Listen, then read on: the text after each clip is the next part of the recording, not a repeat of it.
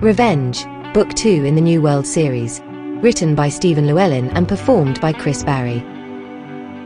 Chapter 11. Traitors.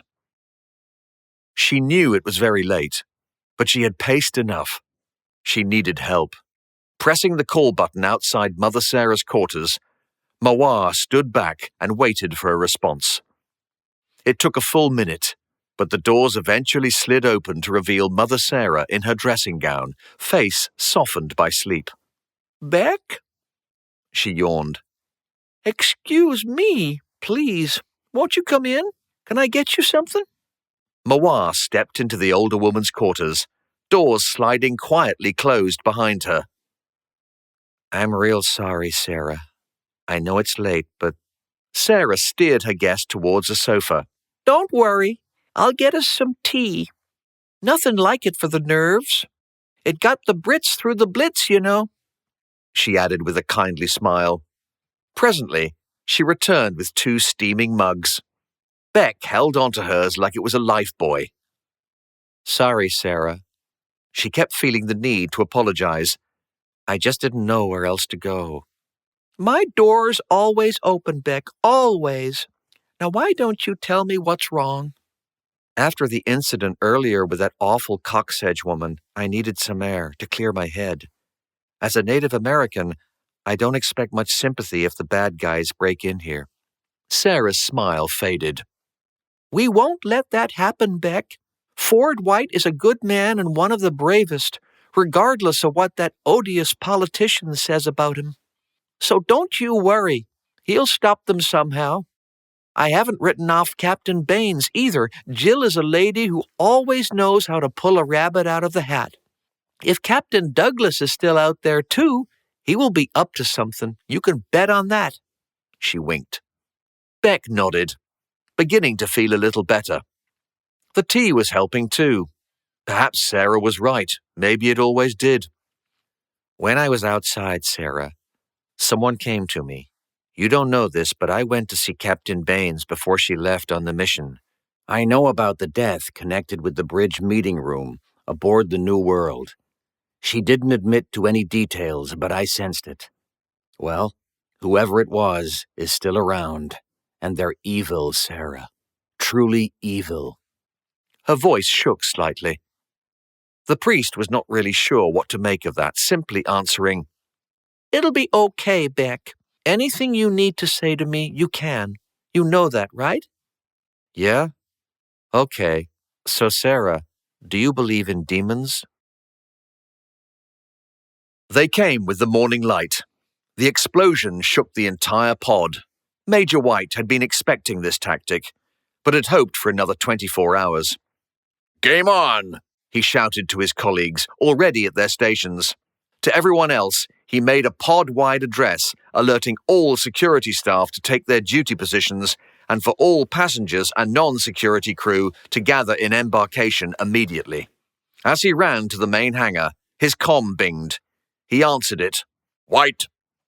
"Ford, it's Sam Burton. I'm in pod control. We've received a hail from that ship, the one that just blew a crater in the middle of our new compound." White slowed to a stop and took a couple of calming breaths. "Direct it through to my comm, please, Sam." "You're on, Ford. Good luck." There was a click as Burton signed off. "This is Major Ford White of Factory Pod 4. Who am I speaking with?" "Good morning, Major.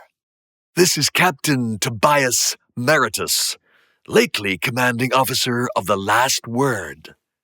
Meritus's sarcasm was unmistakable. "I wish I could say I was sorry about that, Captain, but you know how it is." "Indeed I do. However, I have an offer for you, Major. An offer we put forward to one of your colleagues. I understand her name is Miss Coxsedge. Just thought I'd better check the message got through." White gritted his teeth. "I understand she made contact with you behind my back, yes." "I suspected that might be the case, Major. However, I am willing to meet with her and yourself within that quaint little fort you've built for yourselves in, shall we say, 10 minutes? "Very well, Captain. Will you be coming alone and unarmed?" "I'll be coming alone, Major, but not unarmed. You know how it is. He repeated White's words back to him cynically. We will land just inside your gates. I will meet you halfway.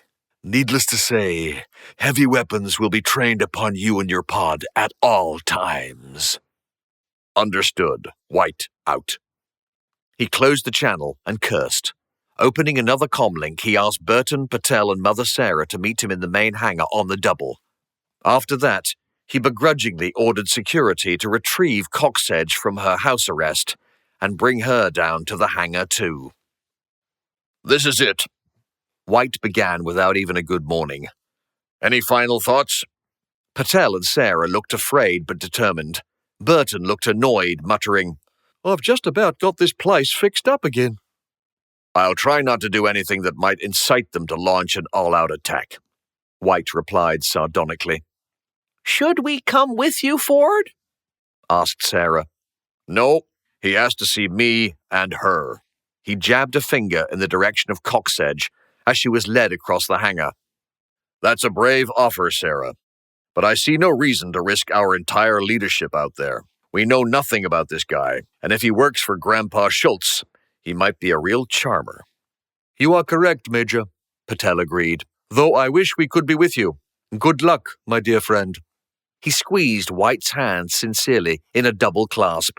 Mother Sarah pulled White into an embrace. God go with you, my boy. Come back safely to us. Yeah, ditto, Burton added, glancing over at Coxedge. But if you have to come back alone, that's perfectly okay too. White gave him his customary lopsided smile and shook Burton's hand. Leave a light on. Burton nodded.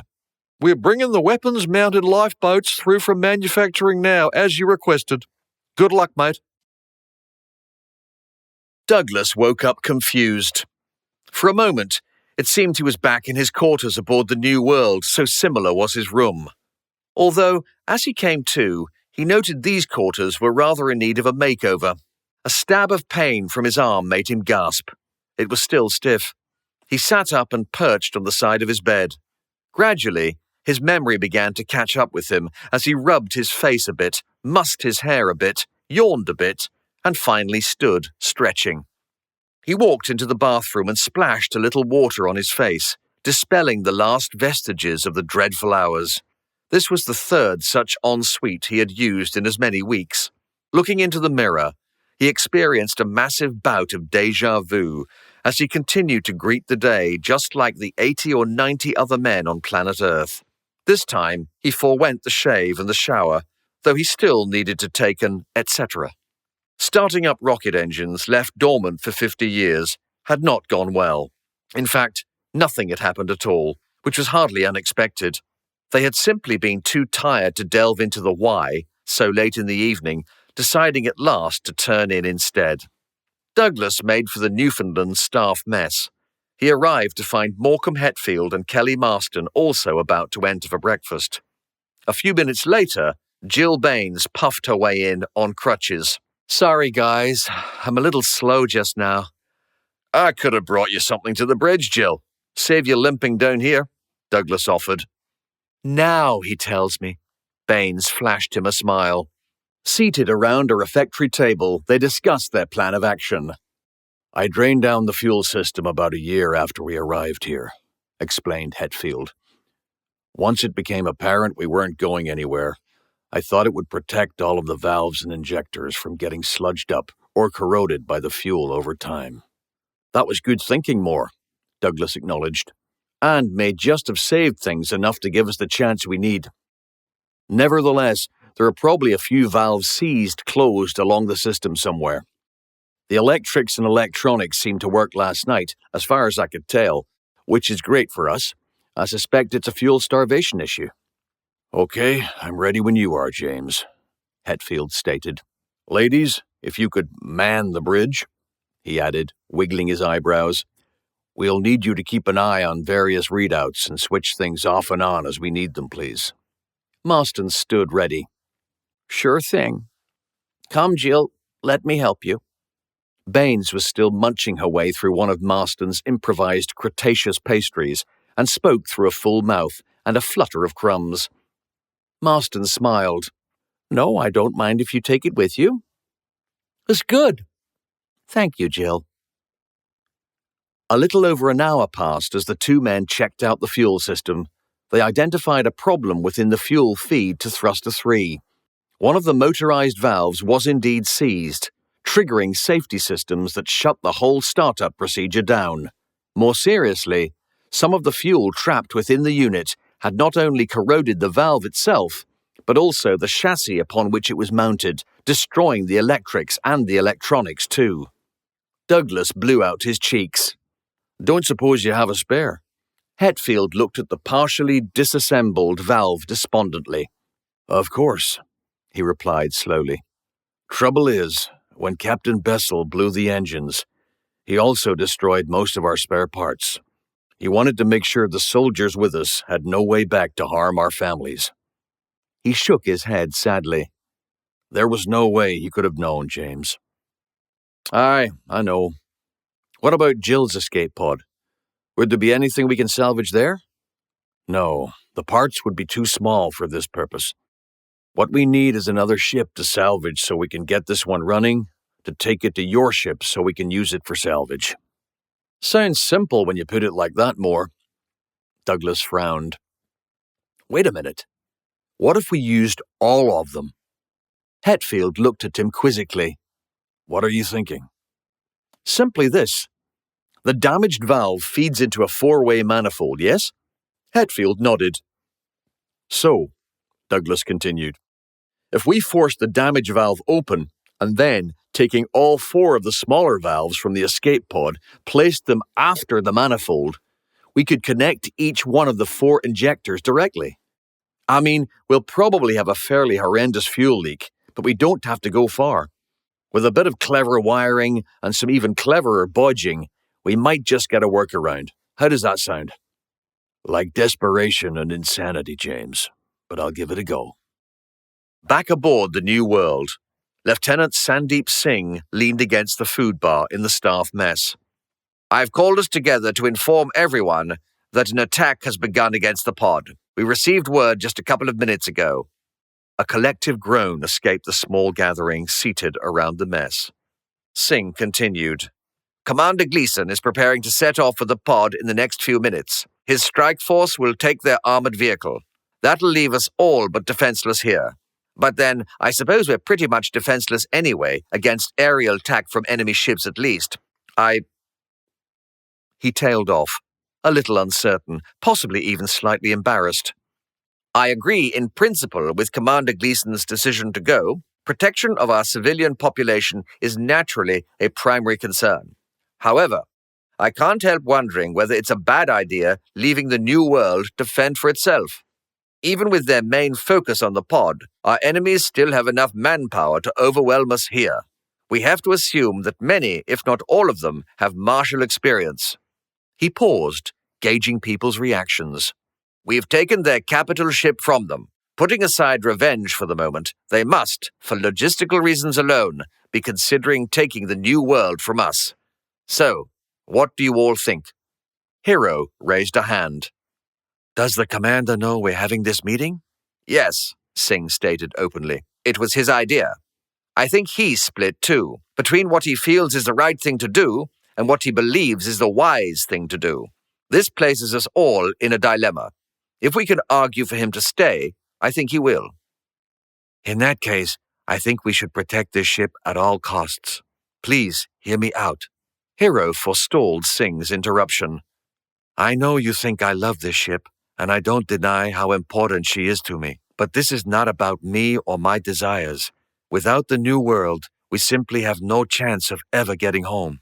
Now, can we put a price on that in potential lives?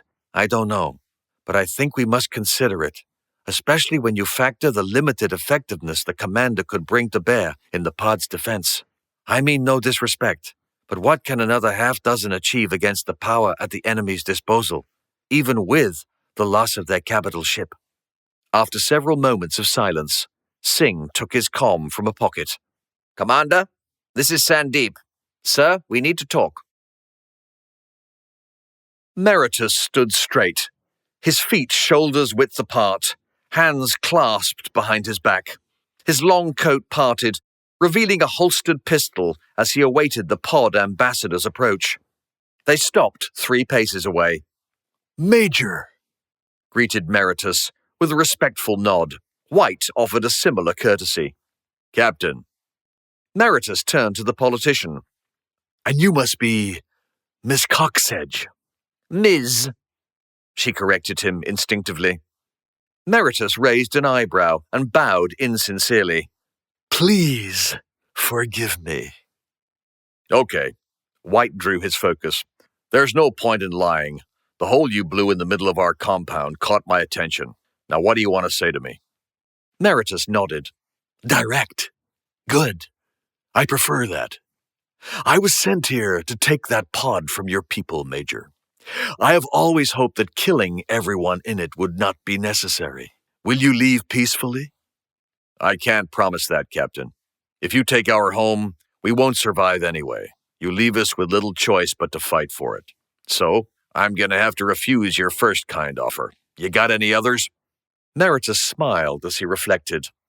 An officer I can respect. Now let's test the politician. Before he had the chance to invite Coxedge to offer an opinion, she stepped within a pace of him and began speaking anyway. Captain Meritus, first let me thank you for agreeing to meet with me. I'm sure that whatever wrongs have been inflicted upon your people by our respective governments may be resolved simply by us here. Through honest dialogue, I hope we can realise that we have far more in common than we— Wrongs inflicted by your governments? Meritus interrupted. Coxedge was thrown off track for a second only. Surely the American or British governments have done something, taken some privilege or otherwise impinged upon your rights, leaving you no alternative but to take action in this way? I am offering you the opportunity— Meritus held up his hand for her to stop, as he looked to White for explanation. White rubbed a large hand down his face, ending in a great sigh as he rolled his eyes. Major? Meritus prompted. Care to elaborate on all the things the British and American governments have done to me? White glared at Coxedge's back. I don't know what the hell she's talking about, Captain, but if I say I'm real sorry anyway, will you go away? Meritus threw back his head and laughed heartily. Ms. Coxedge, I'm here to take the pod. Can you speak for your people and surrender it to me, yes or no? I can, of course, speak for my people, and naturally we will take your points very seriously. No, she can't. White cut her off impatiently. And no, she won't. She's a prisoner under investigation for charges of treason, a traitor. The only reason she's here is because you asked to see her, and I was curious what the two of you were going to talk about. Now, are we done here? Meritus laughed again before answering. There are many ways one can become a traitor, Major. Self-serving cowardice being just one of them. However, sometimes things can be more complicated. Sometimes one can realize that they have perhaps backed the wrong horse. Captain, White answered tiredly, we've plenty of room in this compound, but do we have to dance around all of it before you get to the point? I'm quite happy with my horse. It's carried me faithfully all these years. I just can't get behind siding with people who want to enslave half of my friends and kill the other half, just because, in their opinion, they were born in the wrong land. Not to mention all the people who'll be wiped out from time. Perhaps we should hear more about the captain's offer before we disregard it out of hand, Major, Coxedge interjected urgently. No! Meritus held up a placating hand. Perhaps I should make myself clear. White eyed him cautiously, but said nothing. Meritus nodded once more. We both have the same problem here, Major, or so it seems to me. I don't disagree with your position. I'm here because I would rather some people survived than none at all. But that's perhaps a debate for another day. The problem I speak of affects us all. I can put a name to that problem, Major, and that name is Schultz. So what I'm offering is— He smiled for a moment, holding their suspense. An alliance. Revenge, Book 2 in the New World series. Written by Stephen Llewelyn and performed by Chris Barrie. New installments are uploaded weekly. Don't forget to subscribe, and if you enjoyed this episode, please leave a like or comment. Visit the link in the description for free New World companion stories, available for download as ebooks.